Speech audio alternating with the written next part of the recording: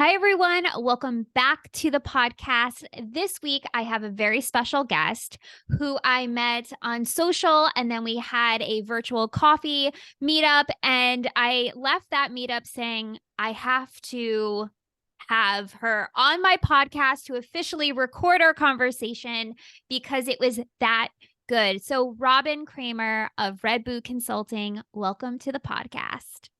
Kelly, thank you so much. I'm so happy to be here, and it was so much fun to talk with you. So I really look forward to just chatting more. Same. I left that conversation buzzing and I'm like, I can't wait to officially record that.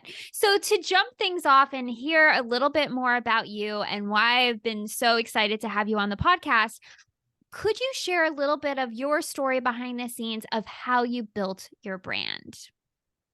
I'd be happy to. I actually grew up in retail. My mom had a store. My uncle was in what they called the rag business, which was in the fashion industry. And he had a showroom and worked with designers. So from a very early age, I was going into showrooms and kind of seeing all the magic happen.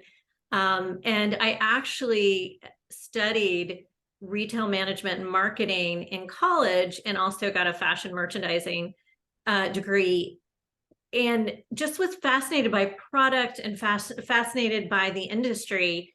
And then from there, I really wanted to work for a big brand.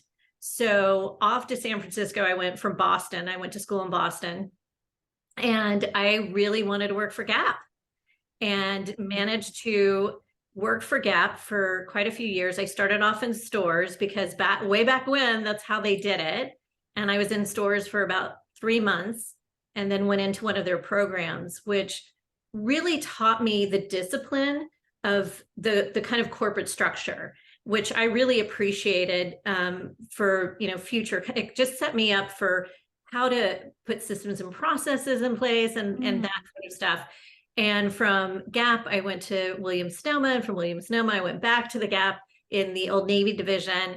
And then I decided to, in a roundabout way, I ended up working for one of my friends after I left the Old Navy division of Gap, and really fell in love with handmade products. She had a handmade line. It was beautiful baby books and wedding journals and things like that that were very high end. She was selling to Neiman Marcus and worked with the White House on a project, and then worked with Oprah. She was the journal that Oprah sold in her store when she had a store, and when Oprah's talk show was a big deal. So I got a really good taste for kind of all over the industry. And growing up, my mom, as I said, my mom had a store. One of my sisters also, after college, started a showroom. So she was Wow. This is really in your DNA. in my DNA. And then one of my younger sisters actually opened a children's clothing store. So when I saw all the hard work of a store, I was like, no way am I going to do that.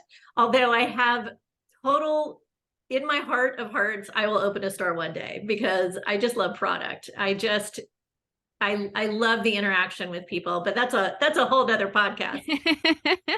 We'll do part 2. I love it. So I ended up in handmade product. I was working for one of my best friends. I loved it. And I just love sharing what I knew, because with my corporate jobs, I had opened new stores. I did all the openings, closings, remodels, and relocations for Williams Sonoma, Pottery Barn, and Hold Everything stores. So I really kind of knew those nuances. I also started their customer relations department, and then I started the customer relations department for Old Navy. So the customer has always been a huge focus for me in my career. And I took that to heart when I went to work for the smaller brands as well. And from Molly West Handbound Books, where I ended up just connecting, doing some consulting for some brands while I was working for Molly. Like I would do that on the weekends. And one of the consulting jobs I had approached one of the operations director for a jewelry line. She went to go work for a company called Dog-Eared Jewelry, and she was overseeing the operations and production. And she reached out to me and said, hey, I don't know if, in quotes, you would be interested, or if you knew somebody who would be interested to be the director of sales for Dog-Eared.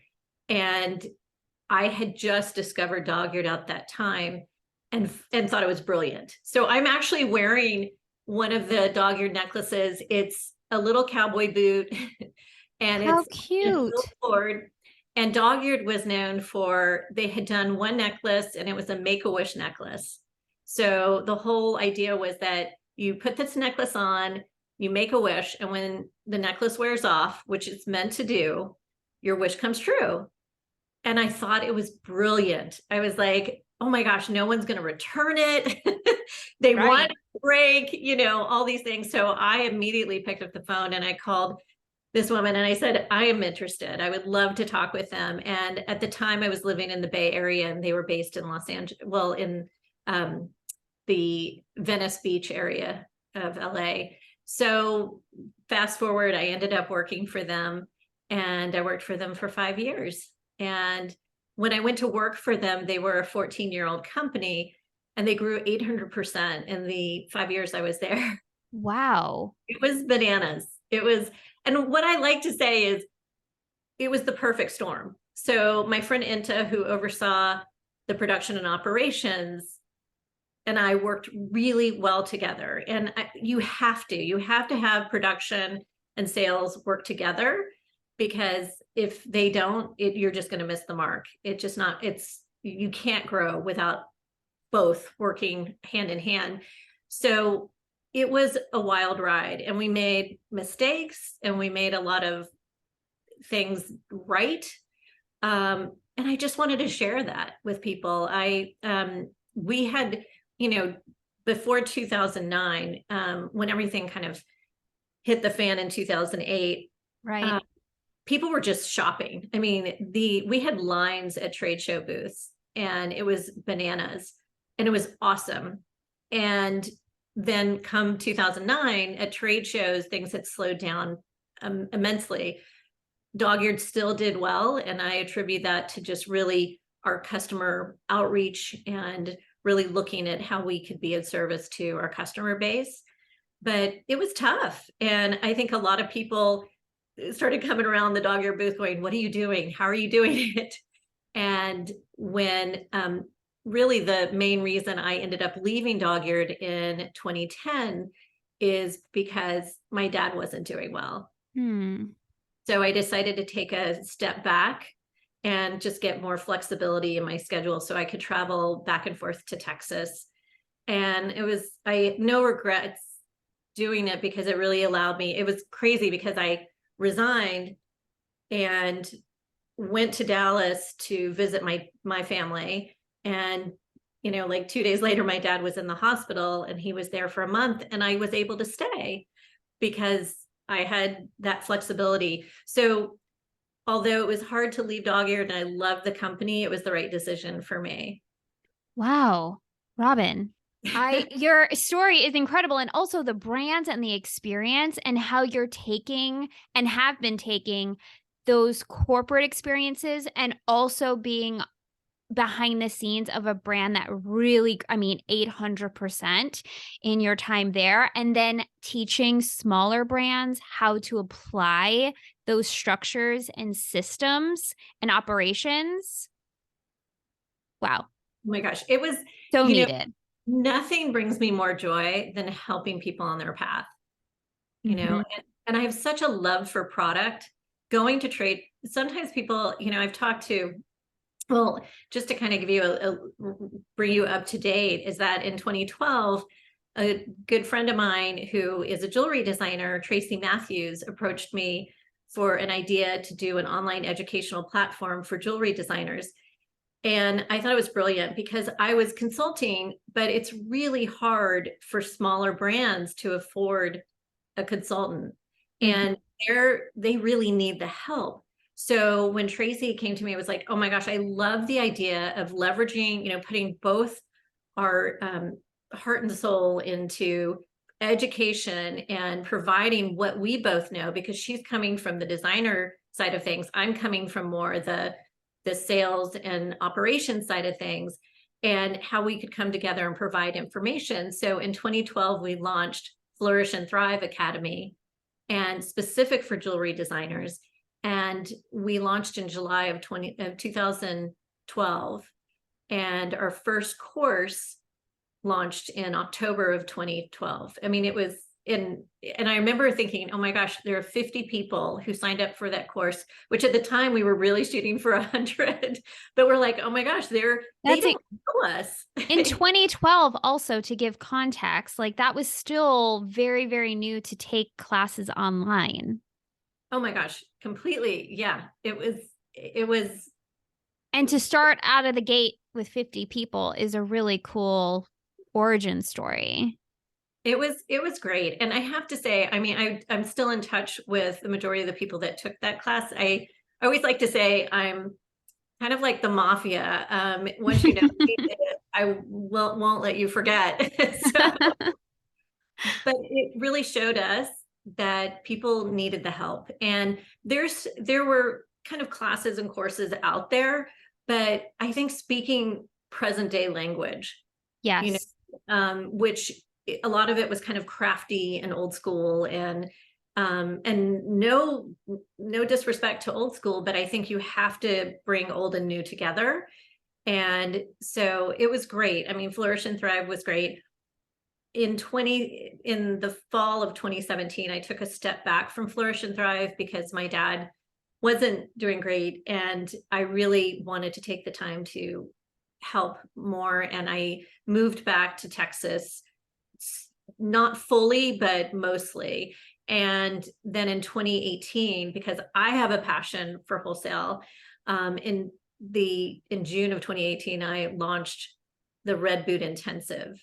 And I was still doing Red Boot consulting, but the intensive is really dedicated to a small group of designers who are ready to just work hard and see growth. They are ready to see growth in their business.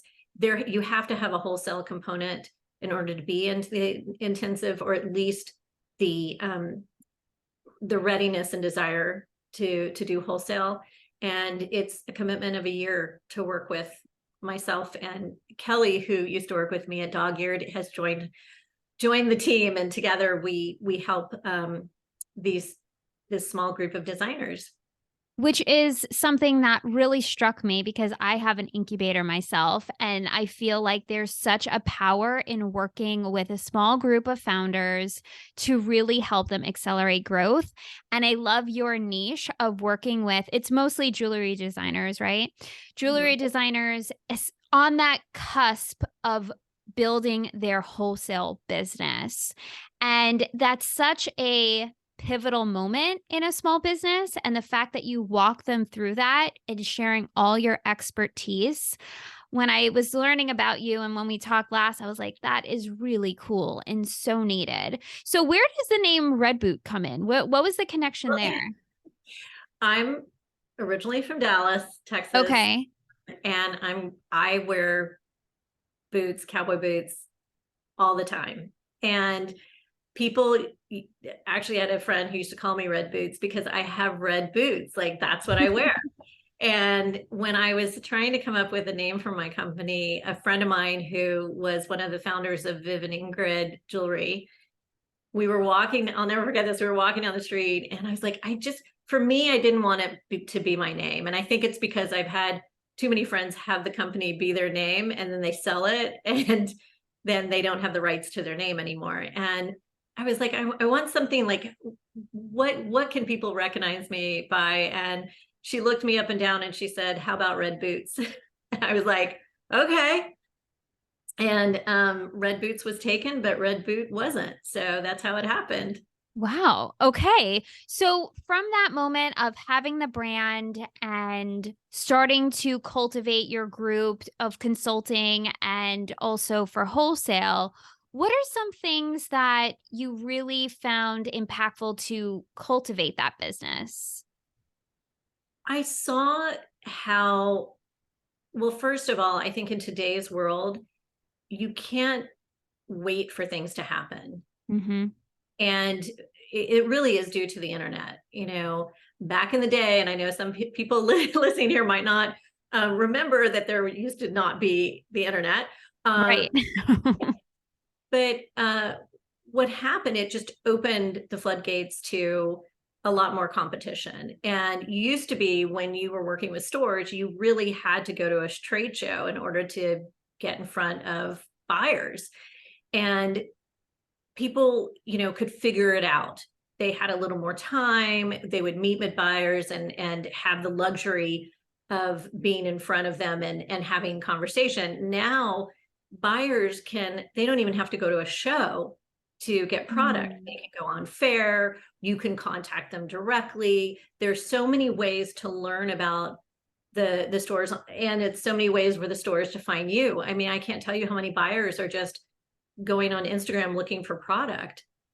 So it really was a game changer. And I felt like, if learn, let me help you, because I'm here to answer any questions you may have, as instead of you just learning the hard way of, Right. until like, oops, it happens. And it makes me so happy when a designer, first of all, I think a lot of times people feel, oh, and also Etsy coming on to I want to mention that, because Etsy is a cool platform, but it's also a lot of hobbyists. And when your business, when you're on there for your livelihood versus someone on there for a hobby, when you're on there for a hobby, you're not charging appropriately to have a business. You may be charging to pay you back for the materials that you bought, but there's time, there's so much more. There's Right. design, there's time, there's materials, there's shipping costs. I mean, there's so much more to it, and it's really kind of cut into businesses. And so really helping a designer talk, how you can talk to a buyer and feel comfortable with what you're charging, and all this. I can't even tell you how many designers are undercharging what they need. If their I margin believe that. is horrible. Yeah, they can't make a living. And I even had designers I worked with who, when they came to me, their sales were insane. They were phenomenal, but they weren't profitable. And it's because they weren't charging enough. And what had happened is, they had a rep group who approached them and wanted to buy from them, or wanted to rep them, and said, well, your product's a little too expensive. If you do this price, we'll take you on and we'll sell your product. And the company didn't know any better, and they said, okay, because we really want a rep group. But they never made any money, and until they raised their prices. So even though the rep group gave them this, you don't always have to say yes. You can take people's suggestions and digest it a little bit, and if it doesn't work for you, you have to make a living. And so really showing people that, you get to make a decision, you get to have a say in your business, you get to negotiate. And I think that's, giving them a sounding board and some direction, and where they don't feel like they have to say yes to everything that comes their way. And, I know, Yeah. I No, just, I'm nodding my head a lot while you're saying this, because this is one of the biggest things that I come across, especially for product-based businesses, where they don't even maybe know their real cost of goods sold, and then pricing, and then doing wholesale versus retail. It creates this overwhelm, and also they don't have the confidence then to build wholesale, because they're like, I don't know if I could even make money building out wholesale, because the margins are relatively smaller than, say, retail. So what are some things that you would tell someone who, and I'm thinking of some brands that I've worked with, who are curious about wholesale, who want to do it right. They want to have, their things organized to make an easier yes for a buyer. What are some things that are like really good top level that you're like, okay, make sure you have your eye on this? Well, I think knowing your costs first Right. and have a budget. I think that's also important. Mhm. Know your worth and value. So when you're um know your process, know who your customer is, know what you can provide as a retail partner. And I say retail partner, when I was hired by Dog Eared and they called me the sales director, I really would have rather had like relationship builder, because it really is about the relationship you have with the stores. And I always say I never want to fault a buyer for asking for what they want, because they're asking for their business. That doesn't mean you have to say yes to it. They can ask. So you don't want to come back feeling like, kind of attacking them for asking, but Right. you can say, thank you for asking. Here's what I can do. And so really teaching people how to take those wants from others and really turn it around, because it's got to work for you. It's kind of, we say it's kind of like dating, right? Absolutely. Absolutely. It has to be a two-way street. What do you also say to designers? Because I've come across this of saying, I don't know if I want to do wholesale because I'm so creative and I don't know if I could do anything consistently, where usually you buy, right, a certain amount of product that's consistent. What are some workarounds just for like that really creative designer who just wants to make so many different one-offs or unique pieces? Do you have any tips there? Yeah, it's really been interesting. The last probably 15 years or so, more stores are open to one of a kind. And Okay. there are one of a kind designers. Margaret Solo is a jewelry designer who does a lot of one of a kind. Lena Skadgard is also a great designer who her stuff's one of a kind. You see it more and more. And I think it's just getting with the right stores to do that. I also, if someone is interested in wholesale, start locally. And if you don't have, I do have a designer who's kind of in the middle of she calls it in the middle of the Wisconsin cornfields. Like she's in the middle of nowhere. So I would say, what's the next big city that you're near that you can actually go and visit and check out the stores and just start, doing some, what I like to call market research. And with jewelry, it's kind of easy because you can wear your product. And, I love going in and talking to stores and talking to associates or whoever's working there at the time and asking them questions. How long have you guys been in business? What seems to sell really well? I really like your assortment. What shows do you go to, if you go to any? Where does your buyer shop? Just, there's so much you can learn by going in. I'm always amazed that people aren't doing more what I like to call market research. Honestly, Robin, that was one of the biggest takeaways from our conversation. I think that was only just last week. And why I wanted to have this recorded for the podcast. The advice you gave when we were talking was call them, show up in real life. And similar to your ethos story of doing more of like that old school and then new school, I think you really brought that in beautifully in your new business now, because you're teaching people showing up, build that relationship locally, call them, see who the buyer is. Things that I even know for myself can feel overwhelming because we're so used to doing everything online and not needing to engage one-on-one. So I think that's a really great takeaway of just doing what you can. Or I should ask you, what are some things that people could do to kind of take away some of that fear? Because I'm sure even just hearing that, like, oh my gosh, I have to write an email, I have to call someone, I have to go to a store, I don't know how to do that. Like, What are some things you would also tell someone when already their anxiety or like the idea of that feels so overwhelming? Well, it's such a good question. I always like to think, what is that icebreaker that brings people together? So let's say if someone's a mom and they meet someone else who's a mom, there's an icebreaker, right? Because they're both moms. If you meet somebody and for me, like yoga was a big part of my life or is a big part of my life. If I meet somebody who does yoga, I'm like, oh, or horses is another thing for me. So Hmm. there's find that icebreaker. So do research, ideally. Now that can't happen every time. So if you're just walking around into stores and stuff, but if you can do research on the store, look at their website, look at their social media, go on LinkedIn and see if you can find some information about the buyer. I had a designer who was meeting the buyer from Saks Fifth Avenue, and she was doing her research and found out that they both went to the same college, different years, and they didn't know each other. But she could go in there, she already felt more relaxed because there was something in common.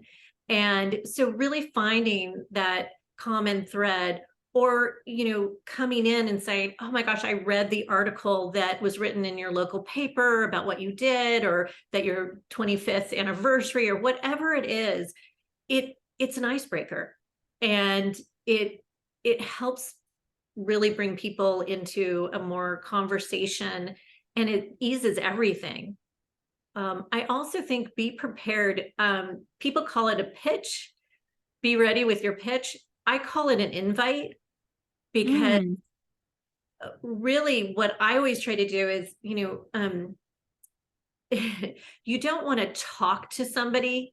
And what I mean by that is, when you're meeting somebody and they immediately go into, well, I do this and I do that. And Yep. you off because you're like, okay, this person has an ego. They're not asking me any questions about me. So I like to pull people in. So for example, I do have a side hustle you don't know about, but I sell men's clothing. I sell a custom Oh, men's cool. clothing line that I've done it for years. It just makes sense to me. But when I meet a man and he asks me what I do, I say, I save a gentleman time and money. Mm. So I'm pulling them in because if they're interested, they're going to ask me, well, what does that mean? How do you do that? And if somebody asks me about, if I know it's a jewelry designer, if I know they're interested or potentially could be interested in working with me on my consulting and mentoring, I do the same thing for designers. I save a designer time and money. Yeah. And because it's true, and it pulls people in. How do you do that? I So love that, Robin. I love that. And I think that also ties in beautifully of knowing your story, because then you can understand the threads of like how you could pull someone in and like how you could connect the dots with them. So that's a really great point too, of the importance of knowing your side of the street. So when you do show up, you feel confident saying those things and inviting people in because you know where you're taking them. And absolutely. And I cannot recommend enough for people, in no matter what business you're in, is to go out there and network. If you want to Yes. build your business and you want to build it quickly, in person is the best way to do that. Hands down, building your network of who knows you is, I mean, in fact, when we met just last week, I automatically am like, I've got two designers who could really benefit from working with you, because now I know you, I know Mhm. what you're about, and I know that personality wise, I think you could, so I do the same thing with stores. I'll call up buyers and I'm like, you know what? I would love for you to take a look at this line. And if it's something you like, I'll introduce you. I I love that. know. And So thank you too. I really appreciate that. And I always really, truly, it made my day when I saw that email. So thank you. And it's something that I think because of the times that we were in, and I think everyone was going through something, and we're kind of coming back out of it. I know even for myself, I was really hesitant making new connections because I'm like, I need to get myself really grounded again. And like, I need to know my side of the street. But I feel like now is a good time to reach out and being like, hey, this is what I'm doing and this is who I am. And just knowing that we all probably feel a little awkward coming out of what we're coming out of. And that's okay, and still do it. Even if you do feel a little awkward, it will eventually build momentum and you'll feel more confident in doing that and just reaching out and making those one-on-one connections. Absolutely. And that word momentum is Mhm.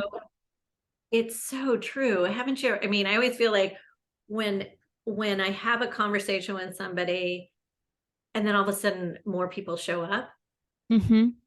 So after you and I had a conversation last week, I had two people reach out to me that I was like, "Oh yeah, I met you a long time ago. We should reconnect." And then somebody else had referred a person to me just as a good connection to have for one another. And so you just listen to those things and be open to those things, open to possibilities. Um, and I think words, I mean, I feel very strongly about the words we choose and use. And just an example is I have a designer who called me and she's like, "Oh my gosh, I'm so inundated. I have so many orders. And she doesn't have any help making right now. So she's making everything herself and she's just overwhelmed." And I said, "Well, here's a couple of things. One, push your lead time out, right?" Mhm. Two, the word overwhelm makes me anxious just saying it. So let's look at a different word to use. And I used to say when there's too much business, it's a luxury problem, but it really is a luxury opportunity. So Mm. really changing words and knowing that, okay, if it's not brain surgery, we're all going to be okay. And, Right. you know, and better up front to let people know the lead time is a little bit longer now. We're working as hard as possible to get your order out. Have those conversations up front, since then it keeps you from having to, on the back end of things, scrambling to try to get things out and then making mistakes or having to make all these calls, at the end of stuff. I mean, it makes it. Totally. I love that. And really practical, tangible, you could implement that advice. So thank you, Robin. One last question for we'll call it part one of this series. I love it. What do you see as the future of wholesale, or the future of your business and your brand, and the future that you see with emerging brands? I would love to hear your insight there. The future I see is just, again, being open to possibilities. I've had great conversations with some younger buyers and younger. In fact, I had one with a gallery owner. His parents own the gallery, and has now he and his sister are taking it over after his parents had it successfully for 25 years, and now they're entering in this new kind of generation and how they're looking at things. He's like, people in their 30s are now ready to buy art and to buy fine jewelry and to buy homes, and we're here for them. So really connecting with that younger generation, because also the generation that's coming up care about the environment. They care about who's making the product, how it's made, communicating that, and not being afraid of that. Social media is not going anywhere, so use it. But don't let it be a substitute from getting out there and networking. As I said, the in-person is so important. And people are also, I always hear, "Oh my gosh, retail's going away." Retail's not going away. And stores, everyone has, especially after the last few years, people are wanting to get out. They're wanting to have social interaction at stores. And it's really exciting. And actually more stores were open last year, and stores closed last year, but more stores open than closed. So That's really interesting. And thank you for saying that. All of that I want to print out and hand out to people who are starting businesses, because that's such a great reminder of the future. And especially when, again, we're going through some wonky economic times, similarly to what you were talking about, 2008, 2009, people need to hear that. Like, yes, retail isn't going anywhere. The thing that you're doing is actually the future of what people are looking for. And leveraging the modern tools, but also staying true to real one-on-one relationship building. And I think putting all those pieces together is what makes you and your business so cool and so impactful. Oh, thank you. You're welcome. I really value, and as I said, it brings me so much joy to help people on their journey. And I think it's also really, one of the things when I work with people, I'm like, what do you want? I think a lot of times people are comparing themselves to, well, this person's doing this and they're a super success. And you and I actually were talking about that, how right. don't know behind the scenes how long it's taken someone to get to where they are. Yep. And so I always joke, like, a friend of mine calls herself a 21-year-old overnight success, because no one ever saw the 21 years it took her to build her business.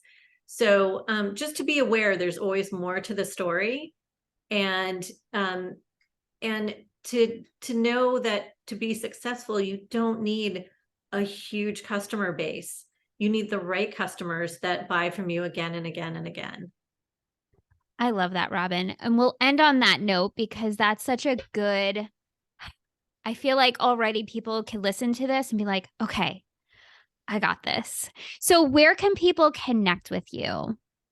Well, you can find me on Instagram at Red Boot Gal. You can also find me on my website at redbootconsulting.com. And I also do a call twice a month called the Jolt of Joy. And it is free. And it's for anybody who just needs a little shot of community and joy in their life. I love that. I started it when COVID hit, and I just can't stop it because it's just great. It's community, and you don't have to be a jewelry designer to join us. I have people from all industries on the call, and it is the first Friday of every month and the third Wednesday. So the first Friday and third Wednesday of every month. I love that, Robin. Thank you so much for coming on. Thank you for sharing your expertise, your experience, and your story. Everyone, go connect with Robin, and I'll see you on the next episode. Bye.